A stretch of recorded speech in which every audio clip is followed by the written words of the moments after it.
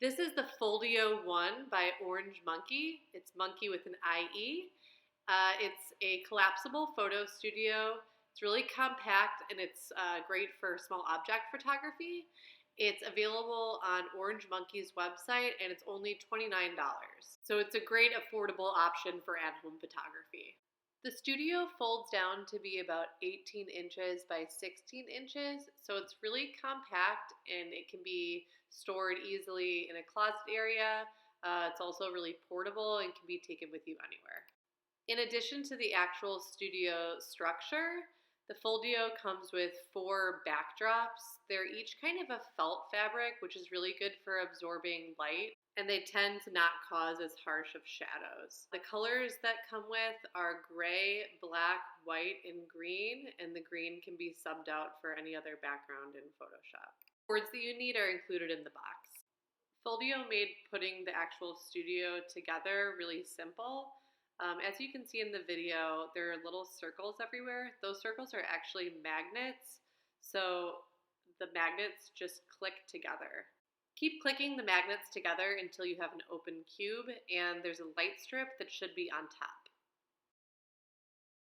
Inside of the Foldio box, there's a plastic strip that's the same material as the studio, and it has 2 magnets on either end.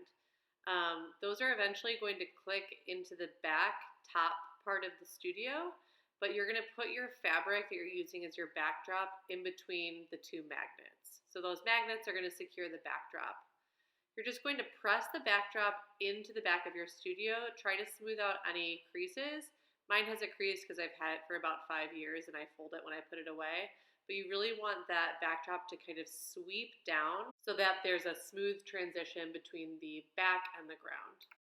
The Foldio box comes with 2 cords that click together. One end of the cord then is going to plug into the wall, and then the other 2 ends are going to plug into that top light strip so that you have the option for having a super bright light, or you can only use one of the lights. The light strip actually has 2 cylindrical lights that run along the top, so that gives you some extra control over how bright you want the light to be. So you can plug in to the side of that light strip.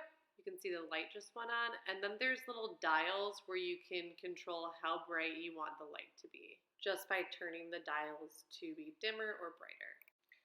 Last step is just placing your object inside the studio and taking lots of different pictures from different angles. I hope you enjoyed my video, and thanks for watching!